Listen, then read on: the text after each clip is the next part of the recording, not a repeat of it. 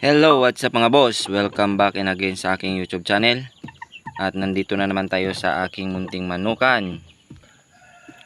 So, ngayong araw pala mga boss ay meron na naman akong ibabahagi sa inyo na isang tips para sa ating mga sisiw para mabilis itong lumaki o tumubo yung kanyang katawan. Pero bago ang lahat mga boss, gusto ko munang magpasalamat sa aking mga solid na sumusuporta sa akin dito sa aking munting YouTube channel.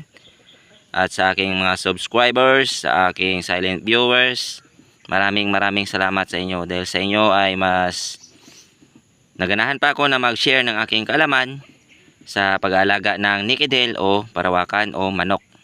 So, bago tayo dumako doon mga boss sa ating topic, saglit lang. So ito na nga pala yung ating mga 2 months old ngayong araw mga boss, December 12, 2024. Yun. Ito na sila. Ito na yung update sa kanila mga boss. 2 months old na sila ngayong araw. At dumako na tayo dito sa aking mga sisiw.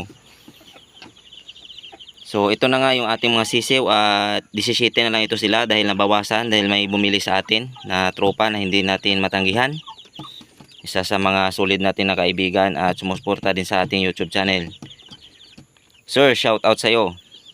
Sana ay dumami pa yung alaga at makapagpa-produce ka rin ng maraming sisiw soon sa iyong nakuha dito sa akin. So dumako na tayo sa ating pag-usapan mga boss.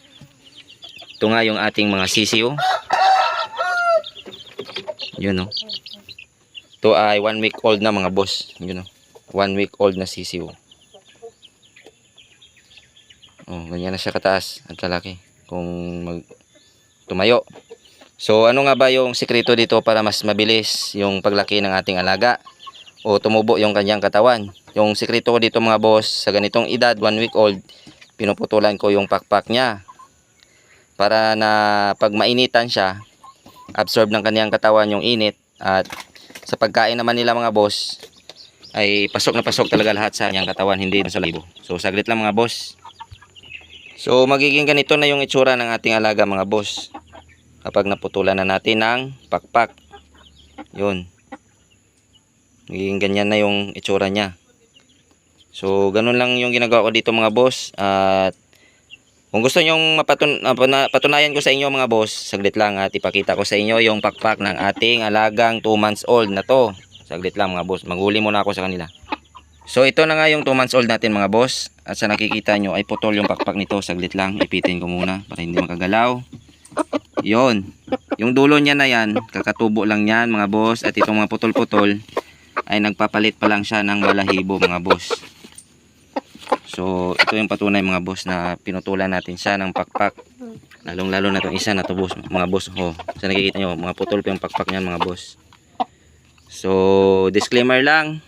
No animals were harmed in the making of this video. Yun. So ito na yung mga sisiw natin mga boss.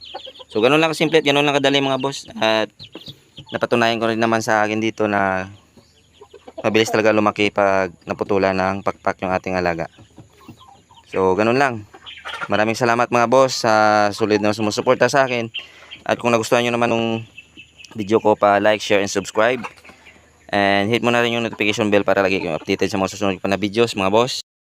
At lagi nating tatandaan na ang sabong ay sports lamang. Huwag tayong mapakalulong sa sugal at lagi nating unahin ang ating pamilya. Maraming salamat and God bless sa ating lahat.